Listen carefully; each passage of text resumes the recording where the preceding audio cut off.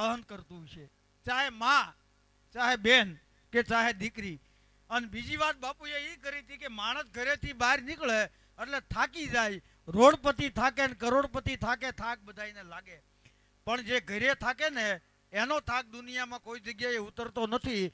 અને એ થાક ઉતારવા માટે થઈ અને મારે તમારે ક્યાંક પરમાત્માના ભજન કરવા પડે, ક્યાંક રામાપીરના ભજન કરવા પડે. અને આ ખોળિયામાંથી જ્યારે જીવ નીકળે અને ત્યારે એક વિશી ડંખ મારે અને જેટલી વેદના થાય એટલી વેદના નહીં, પણ એક હારે 1000 વિશી ડંખ મારે અને જેટલી વેદના થાય એટલી વેદના ખોળિયામાંથી જ્યારે જીવ નીકળે ત્યારે માણસને થાય છે. અને એ વેદનામાંથી બચવા માટે થઈ અને મારે તમારે ક્યાંક પરમાત્માના ભજન કરવા પડે. હોનું કોઈ દી હળતું નથી, ગંગાજળ કોઈ દી ગંધાતું નથી, અને હાવજ કોઈ દી ખડ ખાતો નથી, અને ભજન છે એ કોઈ દી જૂના નથી થતા સાહેબ. હમણાં બજરંગદાસ બાપાના અહીંયાથી બિપિનભાઈએ ભજનો ગાયા, બંડી બજરંગ દાસની અને ભાવ કુબેર ભંડાર, ખર્ચી કોઈ દી ખૂટે નહીં એમાં ઉછળે લક્ષ્મી અપાર. બાપા બજરંગ દાસના અને જપશે જે કોઈ જાપ, એના પૂર્વ જન્મના પ્રાસક મટે પ્રજળી જશે પાપ.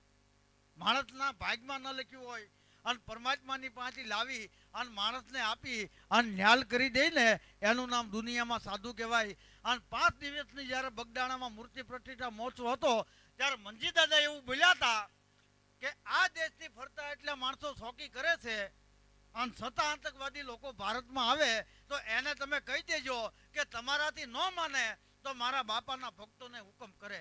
અને મારા બાપાના ભક્તો સરહદ ઉપર ઉભા રહે છે અને પછી હું જોઉં છું કે કોની તાકાત છે ભારતની ધરતીમાં પગ માંડી શકે. આનું નામ દુનિયામાં સાધુ કહેવાય. અને લુવા જ્ઞાતિમાં મૂળદાસ બાપુ થઈ ગયા અને અડધી રાતને ટાણે પારકી બેન દીકરીના કલંકને પોતાની માથે ઓઢી લીધું હતું. બીજાની માટે જે બાપ બની જાય અને બીજાની માટે જે દીકરા બની જાય.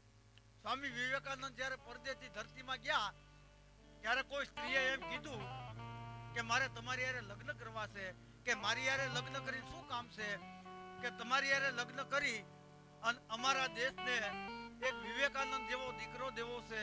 અને એ વખતે ભારતના સાધુએ કીધું કે મારા જેવા દીકરાની જો આશા હોય ને, આજથી હું તારો દીકરો અને આજથી તું મારી માં.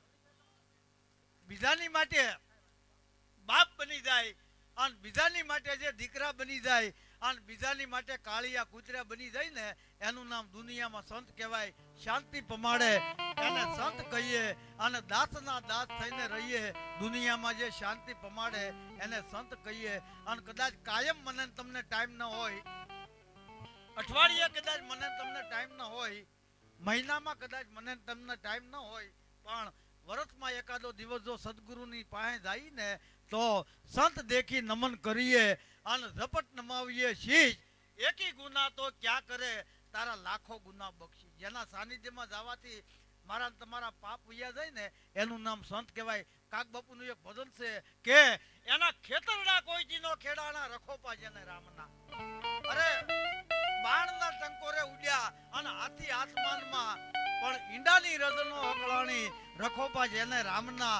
અને દેહુ અર્પેલી જેને કાગ કીર્તારને એને લાખો વિઘણનો લોપે રખોપા જેને રામના.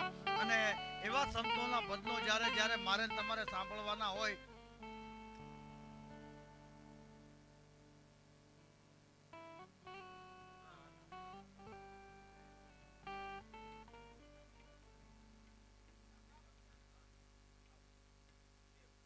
બહુ સરસ બિપિનભાઈએ ભજનો ગાયા અહીંયાથી.